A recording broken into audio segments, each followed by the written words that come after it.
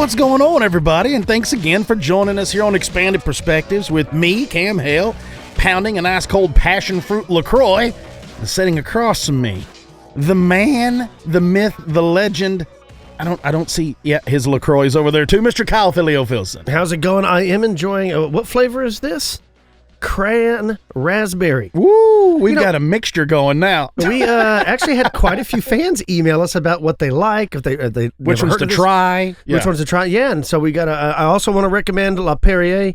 They have a what kind of crisp green apple? Whoa, really? It's very good. Yeah, I'm not a big green apple fan. Well, it's just a hint. It's like a nuance. It doesn't taste like it, you know what I mean? How old do you have to be all giddy about flavored water?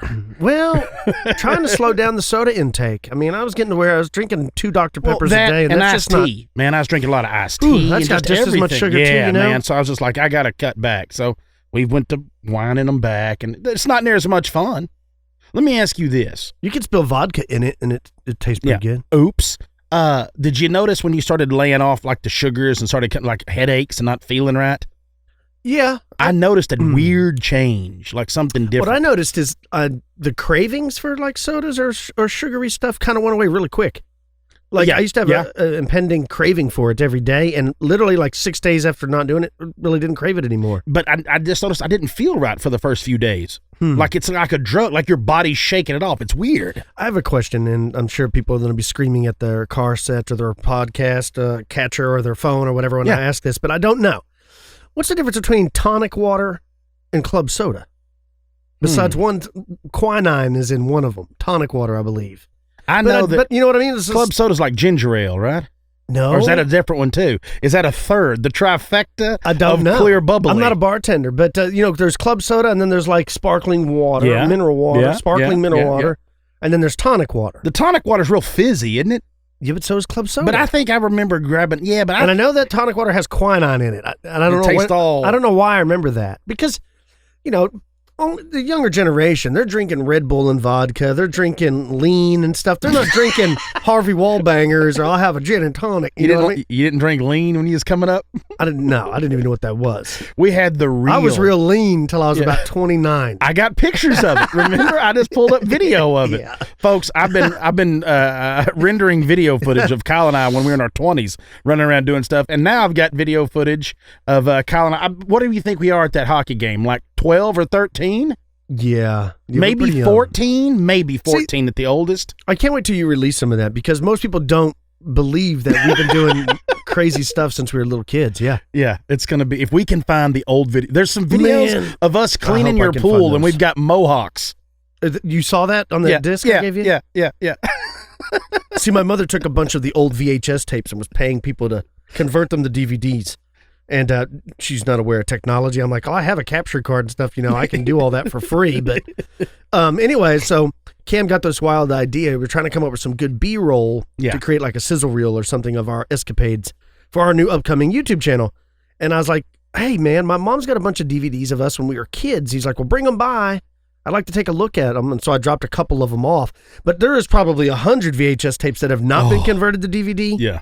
And there's no telling what's on there. I hope I can find the one where we're shooting bottle rockets at your little brother. I've even got some where it's the not Betamax, but after VHS, they started coming out with these little tapes. Well, they were thinner. They would fit inside of a fake VHS tape. Yeah, the VHS-Cs for compact. Okay, I've got a couple of those. There's no telling what's on there. Yeah. But that's going to be after the VHS, so we're going to be older in those videos. Yeah. The ones that I'm talking about, folks, is we took PVC and we put beer cans over the end of PVC and we duct taped it on like a piece of like 4 foot long. And then we made us some handles out of whatever we could find. And we like mounted those to the PVC like they were RPGs, like when you used to watch the old movie Red Dawn. And then we would, we'd break the sticks off of bottle rockets, and then we would light them. And I'd like tilt it up, and Kyle would drop it in there standing behind me, and he'd smack me on top of the head like you see in all the movies, and then I would launch bottle rockets out of that thing. And the best ones were the ones that actually had the plastic fins where they would stand up because we would get them to fit. Well, then we started shooting them at his little brother off the deck of their pool deck, and we were launching them at him probably 60, 70 yards away. And that one, he dove out, and I almost hit him, boy. Almost. And now he's a firefighter and EMT in the city of Arlington. Well, and, you know, they're like, I don't think they're even legal now. I think they're outlawed, those bottle rockets. But you used to be able to buy bushels of them for nothing. I mean, I remember we went to cross the state line over to Louisiana, and you could just go in a gas station there. Don't tell everybody this. And then you could buy like 100 bottle rockets, legit, would be like $6. I remember us getting them out of your barn. So many that you would get tired of shooting them. Yeah, we got them out of your barn, and they were bundled in packs of 20, and we had 2 5-gallon buckets plumb full of them, like stacked on top with the stick sticking out. And literally, we shot them till we got bored. And when you're talking about a young preteen shooting bottle rockets at one another till you get bored, and it even carried on further up into life, because I remember bringing my truck to Kyle's house. I drove up to Kyle had a long driveway, and I'm driving down the driveway, and to the right there was a cluster of live oak trees, and I didn't see them, and it was him and his dad and his brother. And I'm driving down the driveway, and a rocket comes out of that tree line and hits the windshield of my truck. I forgot about that. And bounces straight. That's when we had to go put out the fire in the neighbor's place. When the fire department, back in those days, if you would call that there was a grass fire, they would come up, and somebody would have to pay for it. Like, they wanted to know who was responsible. My dad would always go, "Oh, I saw these teenagers drive down the road, and they threw some stuff out." He did that 4 or 5 times, so they finally caught on. Then they hit him with a fine. Yeah. But that's what my dad used to do. He used to have these big metal, 55-gallon metal drums outside of the workshop there, and he would smash and stamp. You know, you could stomp on your beer cans; they'd be flat, pancake them. He would smash them and throw them in that 55-gallon drum all year long. And when 4th of July rolled around, we'd go trade them in, and whatever money we raised from that, we were allowed to use on firecrackers. And then you'd be surprised, and you got $300 or $400 back in that, 1985. You could buy a ton of fireworks. We had so much ordnance. I mean, and then that cannon. Yeah, we had a real cannon. We had a cannon, so we'd buy cannon. That's what we always laughed about. We never could buy spray paint, but they would sell us a pound of Pyrodex and like 3 or 4 feet of cannon fuse. Yeah, it was illegal. Awesome. They card you if you wanted to buy spray paint. Cannon or fuse. modeling glue, because we couldn't build models without your parents buying us modeling glue. Yeah. But we could buy gunpowder and cannon fuse all day. And no one even asked you what you were doing with it. We would buy bricks of 22 shells, and they'd just be like, "We'll see you boys later," and that was it. That was it. Different times. Enough. Y'all are going to see a lot of this stuff on video. We've got a bunch of these videos, and I got to start going through them, especially when we get back from Colorado, where I can really sit down, because it's going to be hours and hours of going through and finding the best stuff and getting it. So y'all get ready. We're going to have some crazy stuff going. But on a sadder note, folks, J.C. Johnson passed away this weekend, y'all. Yeah, Crypto Four Corners fella. Yeah, dude, he had been on there with Lon. He'd been on there with a bunch of folks, and I had actually been in touch with J.C. last year about coming on the podcast and all that stuff. Well, he ended up passing away. He had a lung illness. Ended up getting sick. I don't really know what it ended up being, but he'd been in the hospital for several weeks, and they had to put him in a medically induced coma trying to get him over all this stuff, and then I don't guess he ever came out. So it was Saturday morning, the 3rd of February, that he passed away. Yeah. Yeah, that's terrible, man. It was awful. He was a great dude. He was fun to listen to. He was great telling stories and had some crazy stuff happen. Dude, it was wild. But yeah, good guy, good dude, fun to talk to, the whole thing. All right. Now we're going to shift gears, all right, in this whole deal. We're going to get a little more fun. A few weeks ago, I had told y'all off of Cryptozoology News about a Neanderthal sighting. That was in Portugal, right? Yes. Yeah. The older woman was talking about that, right? I remember that. Yeah, they were living in a cave. Yeah, she saw a couple. Her and her sister saw a couple of them. Yeah, that's right. Well, we've got another sighting, folks. This took place in Finland. Wait a minute. I don't think Finland's a real country, right? Isn't that one of the conspiracy theories? It's one of the new conspiracy theories. It's not a real country. Finland's not real. I didn't know this. Cam called me one day. He was like, he likes to, ruffle my feathers about the conspiracy theory things. And he was talking about... I like how you kept it clean there. You were trying... I was stuttering over my words, because you know what I was trying to say. Yeah. And he's like, the new one isn't flat Earth. Kyle, are you aware of the new one that Finland's not a real place? I'm like, what are you talking about? I played hockey with a bunch of guys from Finland. He's like, no, well, they think they're from Finland, but they're not really. I'm like, where's Timo Solani from? Where's Matt Sundin? Where's he from? Yeah. Actually, I think Matt Sundin's from Sweden. Sorry, messed that up, folks. But Finland is not a real place. So in this fake place, somebody saw another Neanderthal. Not one, but two. Okay. Neanderthal-looking humanoids. Now, this is a place Ratutavara. Whoa. Ratavara. I'll tell y'all this right now. Outside okay? of Helsinki. It's got 6 A's in the name of this place. And the resident's name is Asaki Maito. That sounds Japanese. I know. Yeah, I know. Maybe it's just ill, or maybe it's Saki or Osaka. Or maybe it's a Japanese person who moved to Finland. I wish I could pronounce this is a very tricky you can thing. Pronounce the names of rivers, countries. Pretty much everything. Much everything. But like we said, people on YouTube will point it out. I'm an idiot. Right, so, here comes the word police. That's right. So, this fella says that he was chopping firewood next to his house when he came upon 2 beings. Now, this is back December 21st of 2017. He says, I live in a relatively secluded area with the nearest neighbor living miles away. Now, this fella's 48 years old, and he claims that he holds a PhD, and this is what I thought was the oddest thing about this story. Kyle was going to school for this very thing, a PhD in aerosol physics. Yeah. And he obtained that at the University of Eastern Finland. Yeah, this has got no chlorofluorocarbons are detected in here. Yeah. That's the one we're on the back of the spray can of like Aquanet or whatever you look. It looks like a picture, and it looks like the world breaking apart. Did you notice that? I'm like, what is that an image of? A meteorite entering the atmosphere? What am I supposed to take from on this a picture? hairspray can? Don't do that. I don't know. You know, you see certain logos, you understand what it is, but the logo for chlorofluorocarbons, I have no idea. So that's why, folks, like I told you, he was going to get his PhD in aerosol physics. Flunked out. What happened was, if you really want to know the truth, and I've been kind of bummed out lately because our government shut down, so like I haven't been, and I wasn't then getting my Illuminati checks. I knew this was going to come. The flat earth shill money. I knew this was coming. You know, Here we go. They pay us to tell everybody that the world is, in fact, a globe. And since the government shut down, we haven't been getting our checks. I'm kind of frustrated. I had that money earmarked for my trip to Colorado.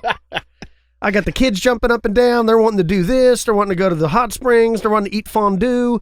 All this stuff. And no Illuminati money. No Illuminati. God. Okay. Sorry. Anyway, here we go. He says this, that, he lives miles away from any neighbor, and he says that the weather was dry and cold, and he said it was well below freezing, said there was already even a layer of snow on the ground. Yeah. And he says, Finland. I like this. He said, after firing up the stove in his sauna, he went back to the house to have a snack. He said, I checked through the window if the smoke was still coming from the sauna's chimney, and I noticed 2 vaguely humanoid figures exiting the sauna, leaving the door open and just stalking off into the woods. Yeah, now he says that these 2 creatures were big humanoids walking in a hunched posture. He says, after I lost sight of the figures in the woods, I checked the sauna, and it had warmed already pretty well, only that the door was left open, letting the warmth out. He said, I produced an electric torch, a light, from the room there in the sauna, and he said, I saw, use the light, and he said, I went around to try to see, and he said, I saw that the unexpected visitors had left brownish, coarse hair around. And he went on to say that he even found footprints of these alleged creatures, and he says that they looked to be barefoot. He said it was hard to examine them on the snow in the dark. He said they were just like a human track in the snow, but they were much bigger. Wow. So maybe Bigfoot's in there cutting weight. Maybe so. I mean, look, is it any crazier to believe that Bigfoot was in a sauna? A Neanderthal was in a sauna? If you're seeing a Neanderthal, might as well throw a good sauna story in there. Right? Probably, I can imagine if Olli Jokinen was in there in the sauna, you would have mistaken him for a Sasquatch. If those of you who aren't familiar, just look up Olli Jokinen, and that's spelled with a J, Jokinen, and you'll know exactly what I'm talking about. Well, here's my thing, too, is you couldn't mistake it. Of course, I don't know if Finland has any bear. I've not looked into that. I'm sure that's coming. But yeah, I don't know. If a bear was going to open a door, since they don't have thumbs, yeah, they don't really open them gingerly. They don't open them the way we open them. No. So I'm guessing that since nothing was, if the door was closed, because if it left ajar, it means it opens outward. Yeah. Which I don't know. Maybe with a sauna, it should open inwards also. You know what I'm saying? If it opens inward, it could have been a bear. Because especially if there's a lot of snow, you want the door opening inward. You don't want it opening outward so you can't get out. Yeah, so if it opens inward, it could have been a couple of bear. Maybe he was mistaken. I don't know. There's different ways that you could look at this whole story, but it is interesting that it was Neanderthal. The problem that I have with, and I love the idea of the Neanderthal sighting, is it wasn't clear. It wasn't clear like the older woman sighting a few weeks ago. It was, I saw these hunched over figures. He never gives height. He never gives anything like that. So could it have been a bear? We don't really know. But still, it's interesting, the idea that a Neanderthal went in there to the sauna and was hanging out. Very, very interesting. Check this out. A Mexican archaeologist have discovered a 2,400-year-old burial site in which 10 skeletons were meticulously placed in a circular formation with their body parts interlocked. Now, this was written by George Dvorsky over at Gizmodo, and it's pretty interesting. He talks about how the researchers have never seen anything like this, with signs pointing to a previously unknown ritualistic practice. This incredible discovery was made near the center of Tlapan, a city just south of Mexico City. The ancient village associated with this grave was discovered back in 2006, they say, and archaeologists with Mexico's National Institute of Anthropology and History have been conducting excavations in and around it ever since. Now, these bodies were found about 4 feet beneath a building at the Pontifical University of Mexico, which used to house classrooms, a small chapel, and dorms for priests. Of the 10 bodies discovered in this grave, archaeologists have confirmed the presence of 2 females, a male, a child, and an infant. At least 2 skeletons appear to have been intentionally deformed skulls, and some have intentionally deformed teeth. Now, if you don't know what we're talking about, you ever seen the heads on the skulls from Peru? Yeah. And the deformed teeth, they used to file their teeth like really sharp. Yes. Stuff like that. I guess it's supposed to make you scarier in battle. I don't know that they know what for. But they said there was also clay pots and rounded bowls with tiny circular openings that were also found at that site. Now, signs of cranial deformation among the remains of the ancient Mesoamericans is nothing new, they'd like to point out. It was likely done to signify a group affiliation, demonstrate social status, or as a cosmetic enhancement, but it's the orientation of the bodies that's in this grave that is particularly noteworthy. They've never seen anything like this before. The skeletons were arranged in a spiral formation around a concentric point, as if to suggest the bodies were moving around a central figure like a wheel. Now, each body was placed on its side and with arm bones interlocked. It's not immediately clear if the people died from natural causes, some kind of group-wide calamity, or if they were deliberately killed, like in some type of sacrificial ritual. Mm-hmm. They said the exact purpose is unknown, but they're looking into it. Now, this ancient village where they found this is one of the earliest settlements in the region. It dates back to Mexico's pre-classical period, which ran from about 1000 BC up to 250 AD. And they say it was around long before the rise of the great Aztec Empire, which peaked somewhere between 400 to 200 BC and 700 to 400 BC, known as the Ticomán phase and the Zacatenco phase. So that's when this was there. And they said archaeologists have found multiple Mesoamerican burials before, with fewer bodies and some with more bodies, but they've never seen them arranged in this order, and they don't know what this is supposed to symbolize. They don't know. But they found the 2,400-year-old bodies, and they're in like a spiral formation, and they're interlocked. They don't know. That's odd. They're confused. That's very odd. So it just goes to show you that even today, even in Central America, I just saw, we reported on it several times about them using LIDAR to penetrate through the jungle there in South America. They've already found another complex that they say is far larger than they ever imagined. So there was a bustling community there in Central and South America long before we were thought that it existed. So I love that kind of stuff. I find it very interesting. But it's about time to take a break. When we get back from the break, folks, I'm going to be talking more about some of these sightings and strange events that have been experienced by police officers and other first responders. So stick with us, folks. You're listening to Expanded Perspectives.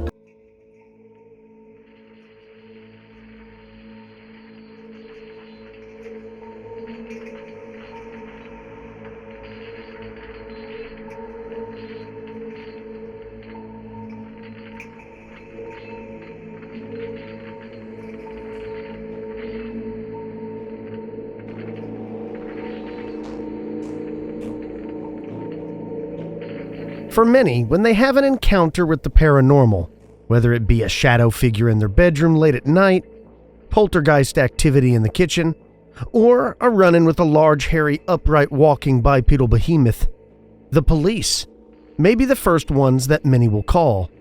But what happens when it's the police officers themselves who come face to face with things beyond their understanding?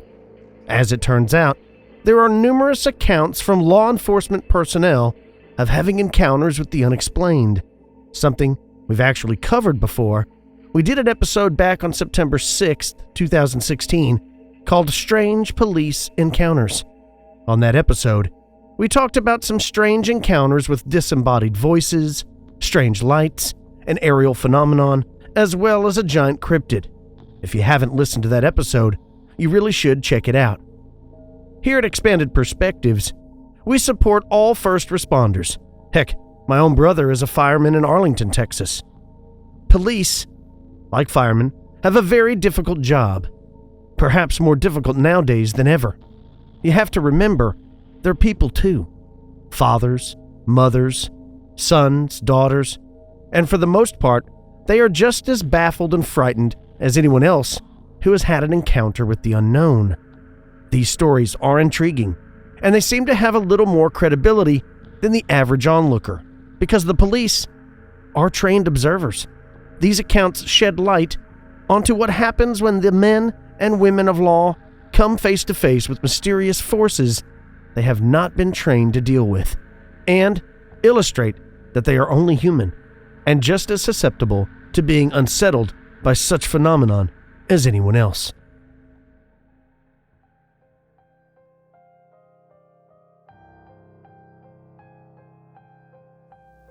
This first story is very interesting. It's about a police officer who was working a normal day and then was giving some kind of message or some kind of supernatural ability to perceive a threat. It's simply called the warning. Police officers, and just about anyone with experience in the realm of violence, understand the concept of, I had a gut feeling. I had had my share of them in Vietnam and on the city streets as a cop. But this time, a pleasant afternoon in August, the feeling was different because it came at me out of the blue when I was engaged in a no-big-deal traffic stop. Let me illustrate the difference between what is considered a typical kind of gut feeling in police work and what I experienced on that summer day.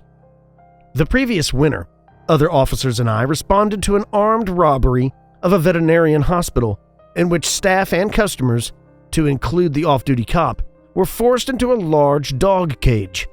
The cop was carrying his weapon, but he was quickly overpowered and disarmed. Just as we arrived at the hospital, dispatch told us 3 armed hold-up men had fled out the back door. One officer went into the hospital to gather information, and the rest of us began a coordinated search of the back lot and the connecting backyards of private residences.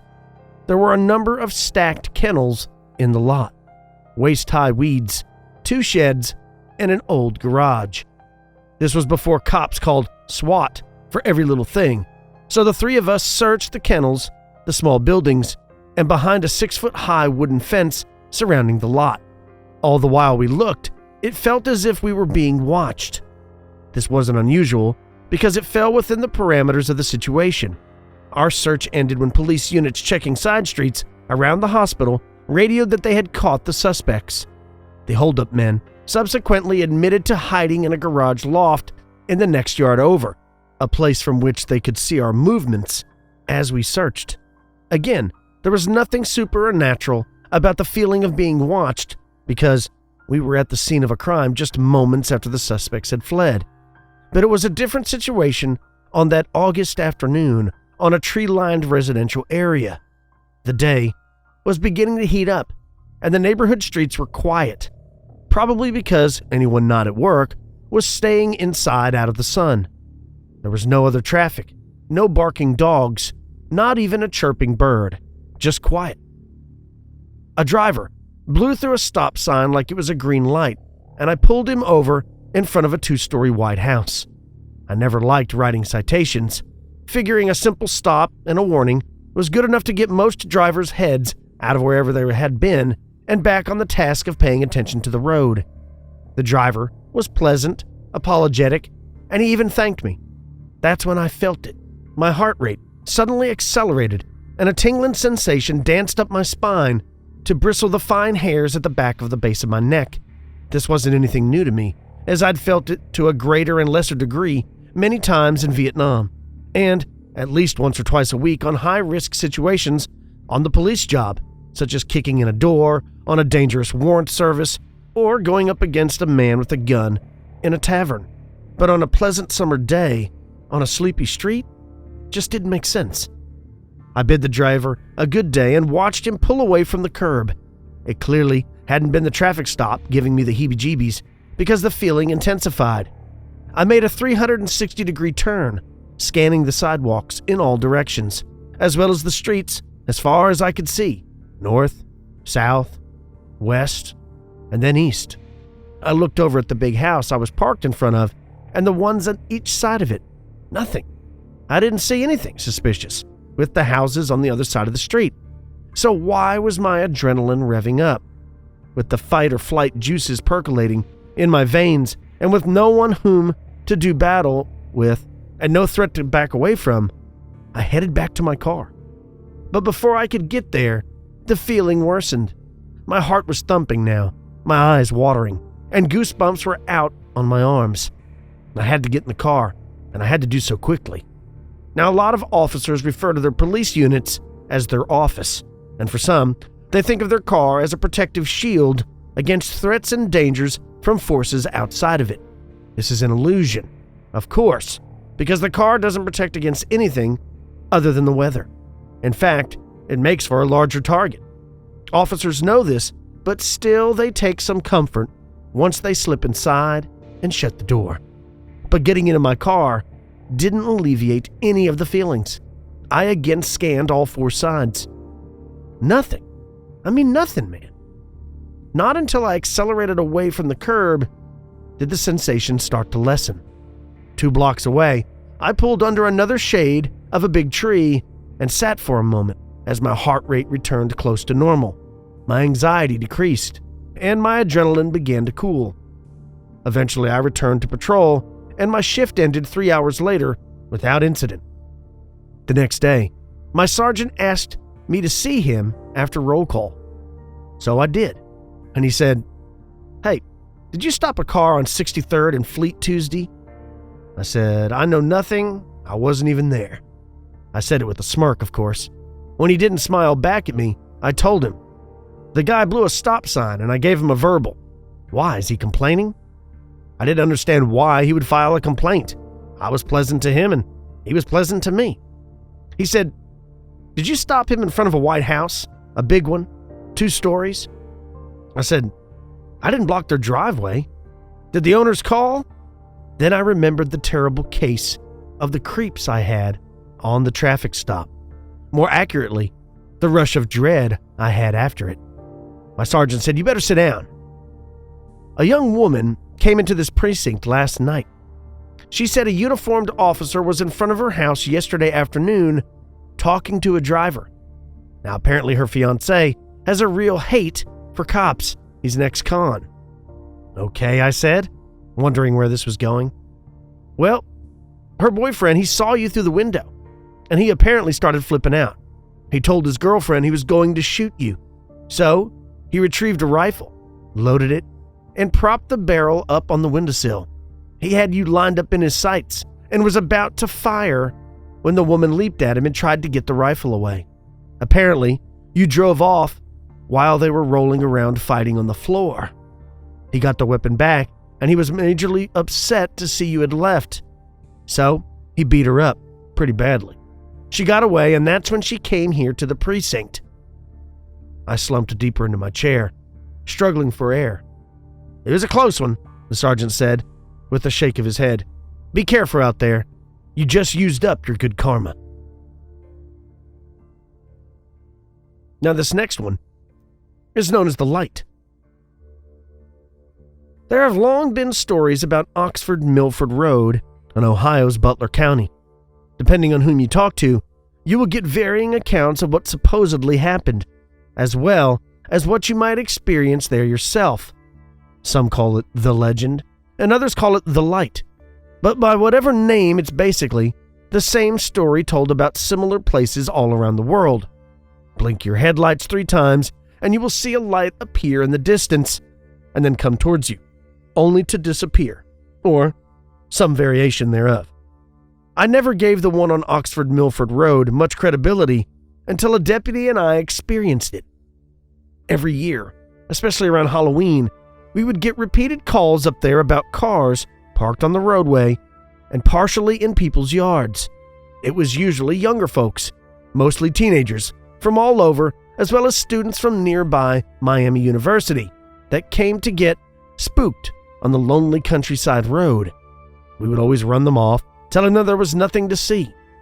Occasionally, and just for the fun of it, we would head up a ways to a crossroad, turn on our spotlights, and move slowly towards the crowd. Almost every time, the kids dispersed before we got all the way to them. Well, one late Halloween night, another deputy and I were dispatched to Oxford Milford Road on suspicious activity at a roadway construction site. As we neared, we noticed what appeared to be someone carrying a light of some kind that emitted a weak yellowish glow. We assumed it was a someone, though we couldn't see the figure. Then, just like that, the yellowish light disappeared. We scanned the area with our spotlights and got out on foot with our flashlights to look around. Not finding anyone or seeing any damage to the equipment, we cleared the call. Just to make sure, we did another cruise around the site before driving back up to the usual parking spots to shoo a few people away. Then it was coffee time at a little joint in Oxford. Cops are used to having their lunches and coffee breaks interrupted, and such was the case this night. We had no more than gotten our cups filled when dispatch sent us back to the same construction site on the very same complaint. Again, we saw the strange light as we pulled up to the scene. We checked the area, and once again it was gone. This time, we decided to wait out whoever it was. We positioned our cars side by side where we had a good view of the construction area and the nearby road. We chatted, we watched, and chatted some more. Then, we saw a light. This one, round and brighter than the one in the construction site, was coming straight towards us on the road, silently. Just as I told the other deputy that it was the quietest motorcycle I'd ever heard, or not heard, the light descended where the road dips. We waited for it to come back up, but it didn't. There were no houses or intersecting roads in the area. The road remained dark and silent. The other deputy and I drove down to the dip, expecting to find a bicycle or a broken down motorcycle at the bottom, but there was nothing, not even marks in the grass at the sides of the road. Up to this point, I hadn't given the urban legend any thought, and I was busy trying to figure out why we hadn't found anyone on the work site or at the bottom of the dip. We decided to head back to the construction area. The plan was that I would get out on foot on the far side and check around where we had seen the light earlier. At 2:38 a.m., I remember the time distinctly, we both saw it again, but this time the light was moving to and fro, as if someone were carrying a lantern of some kind. I watched the light. I assumed a male was carrying it, until it came within 20 feet of me. Then I lit him up with my flashlight. There was nothing. He, or whatever it was, had disappeared. A second earlier, the light was only 6 or 7 strides away. Then it was gone. Not even a flittering firefly. Nothing. I radioed the other deputy and told him what had happened, but by the time I got back to my car, he was gone. When I ran into him sometime later, it was apparent that he was still shook up about what had happened. While he appeared unsettled and confused about the whole ordeal, he said he was glad of one thing, that it was me who got so close to the light, and not him.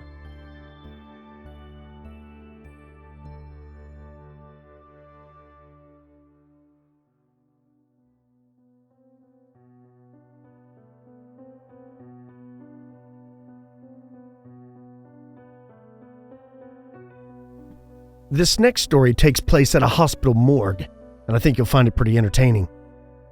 I worked security at 2 local hospitals before I became a police officer. One of my many duties was to oversee conditions in the basement morgue. It made me a little nervous at first, but it helped that the job was simple.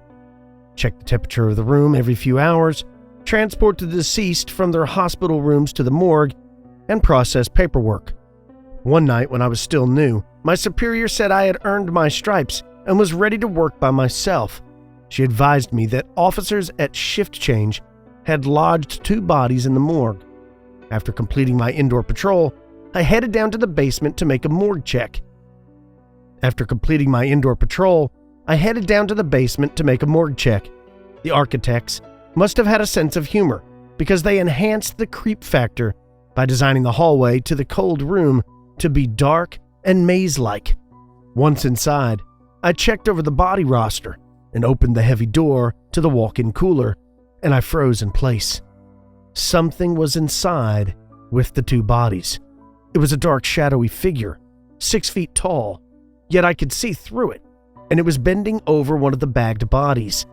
I remained motionless, except for the goosebumps spreading over my arms, and I was suddenly cold, more deeply cold than the temperature of the cooler.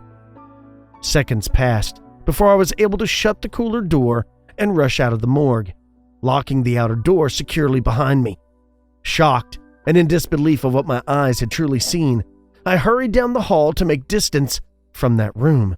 Because I was new, I didn't know my supervisor very well, I decided not to say anything. But after a few weeks of getting comfortable with her, I took a chance, and I described what I had seen that night. After my story, she smiled and laughed. Does she think I'm crazy, I wondered? Don't worry, she said. You'll have plenty more experiences like that working in this place. Then she added these words. Understand this. A hospital is a gateway between the living and the dead. We've all had things happen to us here. One night, sometime after my experience in the morgue, I was called to remove the body of a man who had just died. My shift partner hated going anywhere near the morgue because of an experience he refused to talk about. But I needed help, so I called him on my radio to meet me in the patient's room. I retrieved a gurney and got there first, noting the refreshment cart in the hall outside the door. This typically indicated someone was about to pass on, and the hospital was kindly offering something for the family and friends that had gathered to say their goodbyes. Because the curtains were closed around the man's bed to allow the bereaved a little more time, I went over to the nurse's station to pick up his paperwork. I asked a nurse how long she thought the family would be, and she said they had all left about an hour earlier. My partner still hadn't made it to the floor, so I wrestled the cart inside the room and pushed aside the curtain. Whoops! An elderly man, a friend or a brother, was sitting on the couch, his head in his hands. Oh, I said, sorry. I wasn't told. I was told that everyone had... I closed the curtain and quickly stepped back, bumping into the nurse who had come to help me transfer the body. She said, what's wrong? Why did you step back like that? And I said, well, there's still a family member in there with him. You know, he's mourning. I wanted to give him some more privacy and some time. What? She pushed past me and pulled the curtain open. No one's in here. See? The sofa was empty. On the bed lay a zipped closed body bag. At first, I was startled. Where had the man... I could feel something there in that space. Some kind of presence, and I knew I could feel that it was... that it was watching. My partner finally showed up, and the nurse left. After we wrestled the bag over onto the gurney, I asked him to wait a second. Because of what I had seen in the morgue, and just now on the sofa, I felt a compelling need to look into the body bag. I slowly moved the zipper down, far enough to move the material aside, to see the face. I sucked in my breath. It was the man I had seen sitting on the couch a few minutes earlier. I looked up at my partner. I struggled to collect myself. I wanted to see. I know, he said, as if he knew what I was going to tell him. I've had the same thing happen to me. His eyes moved around the partially curtained off area. Let's get out of here, he said. We're being watched.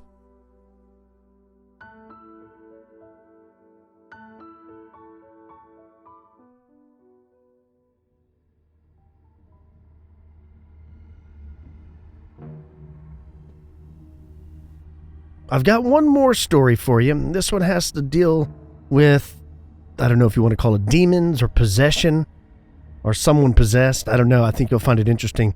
It's by an officer named Rich Perez. And he says, I've been on the Houston Police Department for nearly 23 years, and I've served in the U.S. Navy, both active and reserves, for nearly 29. I've done 2 tours in the Iraq War, the last one working with the Army. I didn't begin believing in God and the supernatural until after some things happened in my middle teens, good and some not so good, that I couldn't explain. As a realist, I searched for answers to what these occurrences meant, and I found a connection with the spiritual side that blew me away.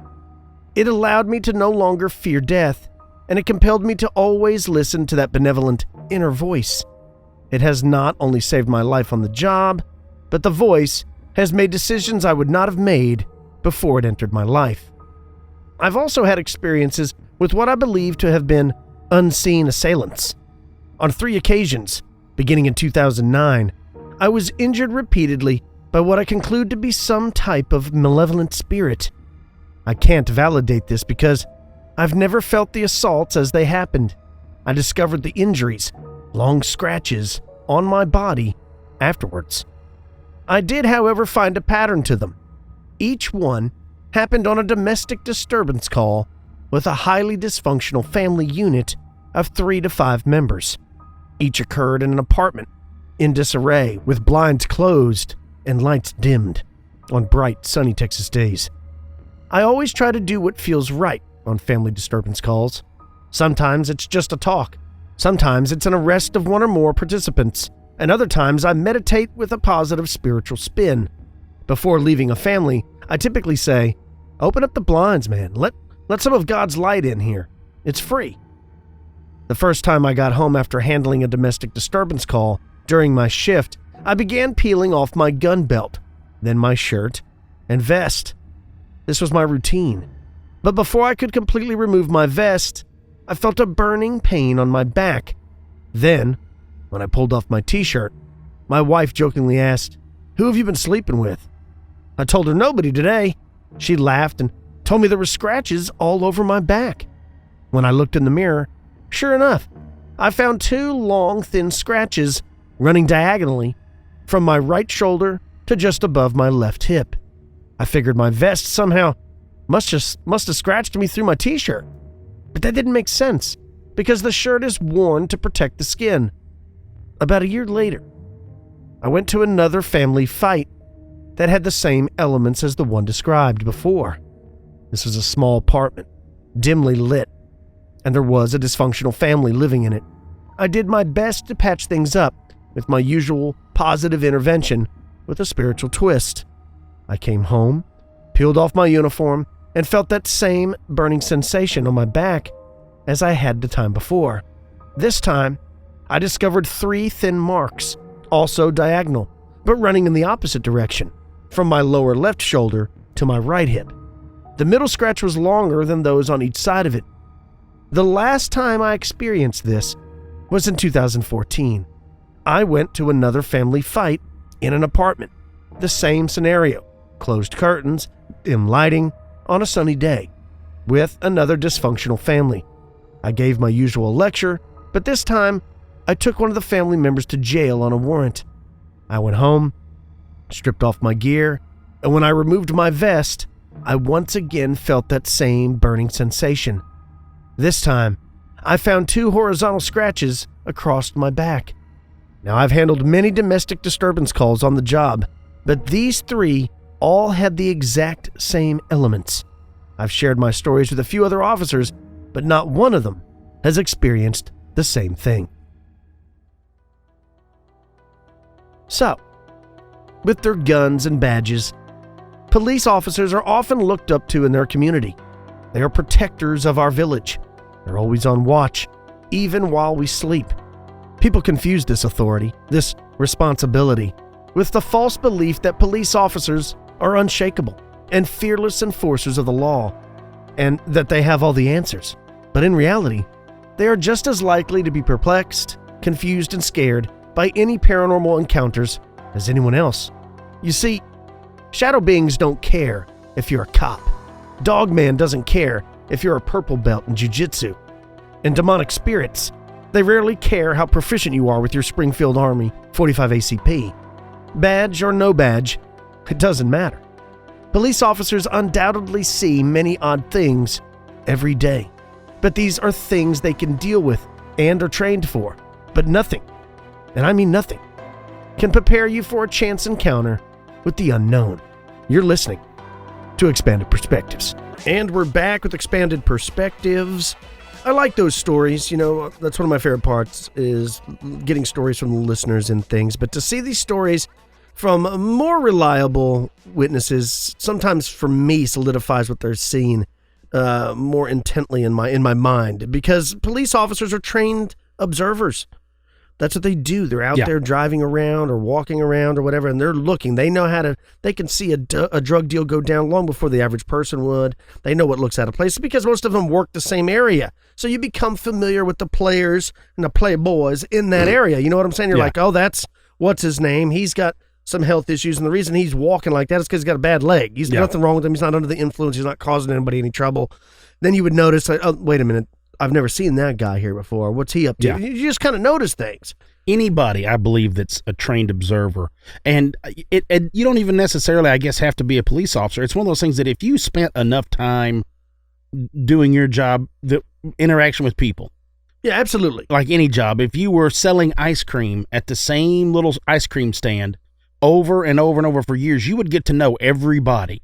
And it's one of those things when somebody comes by, it's one of those, you're a trained observer in your area. Mm-hmm. Like people listening right now in their office, you're a trained observer in that office. The only thing with the police officers, they have to be a trained observer in a lot of areas, and they have to I wonder if, and I'm sure the answer is yes, but after a while, they get that spider sense. Like we always talk about, I feel like they always seem to have, like in the military, guys have talked about it, where they have that heightened sense of awareness. The police are always on, like, if everybody's, a 0 to a 10, and most everybody's awareness is about a 4, theirs is probably bumping about an 8 or a 9 all the time while they're doing their stuff. It may dip a little bit. So that's one of those things, is their awareness and their ability, like you're talking, is that observer, that trained observer thing. Is it always, for some reason, it adds a little more validity to me, and I don't know why that is. It shouldn't. No, it shouldn't. But it does. I'm not trying to say that other people, unless you're a cop or something like that, your stories are completely bogus. It shouldn't, but it does. It does add a little bit more credence to it. And I like the same thing when we talk about airplane pilots, when they see things in the sky. They're trained for that. So when they see things that they report on, it feels like you should give them a little more respect to their stories. But crazy people could be in the planes. You're 100% and crazy right. people be cops. But it just makes you feel better. I mean, like if your grandmother tells you what you should do to get rid of a cold, or a doctor, I'm naturally going to assume the doctor knows more. Yeah, right. Even though my grandmother might be well versed in how to cure sickness because she's far older than the doctor. She's been around a while. And hers may work too. It's funny. But you, for whatever reason, you put more credence in the the doctor said, Yeah. I doubt he's just making stuff up. Yeah, although he might. Now, look, just like any other profession, there's crazy doctors. Yeah. I've talked to a few. Yeah. So I don't know. I'm with you, though, as I enjoy those sightings and those stories. I like those sightings. Cam, I know you're a huge football fan. Did you watch the Super Bowl? We had this discussion. Both of us had totally forgot it was on, and then neither one of us really knew who was playing. We had to think about that for a few minutes. Like, oh, yeah, I forgot about that. Nah, I was more interested in the fights Saturday night. I'm more interested in the fights coming up this weekend. Things like that. So, yeah, Luke Rockhold fights this weekend, man. I'm excited about that. I didn't purposely miss the Super Bowl. I just kind of forgot about it. I'm not a big NFL guy, but it doesn't mean I don't like football, because I was binge watching Coach Snoop on Netflix. Yeah, you were telling me when the about Super Bowl was on. It was actually pretty good. If you like Snoop Doggy Dogg and you like football. It's a pretty interesting series. It's like 8 episodes long. Each episode's like 20 minutes long, so you can binge watch it in a night. If you kind don't, of what I did. Also, I saw don't like swearing. Don't let your kids watch it. No, there's a lot of swearing. There's a new edition of Cloverfield that I saw that came out. It's like a movie. Yeah, I saw that. I saw it on Netflix that night. I did not watch it yet. I'm going to probably plan to. Altered Carbon, Brett. I'm telling you. You told me about that. Now, that's a new series you said is really good. I'm a fan so far. I'm still working through Black Sails. I'm almost done with it. Yeah, there you go. I'm a fan. Altered Carbon. I'm a big fan of that. And I forget the main character. I forget his name. He was in The Killing, and he was one of the main dudes in what was that called? Suicide Squad. He was like the cop that was dating the crazy witch lady. I did not see that movie either. And then he was also the new RoboCop. The guy that played the new RoboCop. He's the guy in Altered Carbon. I forget his name. I think he's a cool actor. He's a great big son of a gun too. So yeah. It's a good deal. He's yoked. in this altered state. Like he comes out there with his shirt off. You're like, damn, bro, you've been hitting the gym or what? Yeah, he's been drinking his milk and eating his vegetables like Hulk Hogan said. Take your vitamins, get a lot of sleep. That's how Hulk Hogan got big, folks. That and a lot of supplements that come out of a needle. But lots of Mexican vitamins. That's right. He was getting really big. Well, that's cool, man. What do you got planned before we head out of town to Colorado? I'm trying to just I got a lot of work that I've got to squeeze in. I'm getting a bunch of stuff calibrated this whole week. A bunch of my equipment calibrated for my testing. It's one of those things. It's like you and I discussed. Every time we get ready to go do something, it seems like everything converges where you got to cram all this work into it to get it done. And then now with the rain supposed to come in, it's going to kind of, throw a kink in a few things. But that's really it. I mean, I don't have anything super pressing. Normal stuff, just kind of a pain. But that's me. I'm just trying to get everything squared away so I can get out of town for a week. Yeah. I'm looking forward to it. Don't forget, if you like Expanded Perspectives and you want to help us out, the best way you can do that is to write us a review on iTunes. That's right. That would really help out. We're trying to get to 1,000 in the year 2018, so that would be awesome if you could do that. Also, if you're a fan of Expanded Perspectives and you want more, don't forget about Expanded Perspectives Elite. We do an additional show every week, and you get access to that as well as the entire back catalog, over 3 years worth of shows, all for $5. You got to go to the website to sign up, expandedperspectives.com. I almost said at yahoo.com. The website is expandedperspectives.com. Our email is expandedperspectives@yahoo.com. Or you can call the show 817-945-3828. We get lots of questions all the time. Is the back catalog still available? It is. I don't know for how much longer, but right now it still is available. So you sign up now. Cam, we got a pretty interesting interview coming up. Yeah, and yes, we do. I'm excited about that. So, people, in the next couple of weeks while we're out of town, we're still going to be coming out with the show, so don't worry. We got some a very interesting interview coming up. I think you're going to like. This guy really knows his stuff, and I can't wait for that. Well, that's about all we have time for this week. Please be careful. For you elite members, we'll be speaking to you later this week. For everybody else, we'll talk to you next week. For Pretty Lights, Intertradition Books, New Page Books, Anomalous Books, Llewellyn Books, and Ancient American Magazine, I'm Kyle Filson, and he's Cam Hale. Peace, y'all.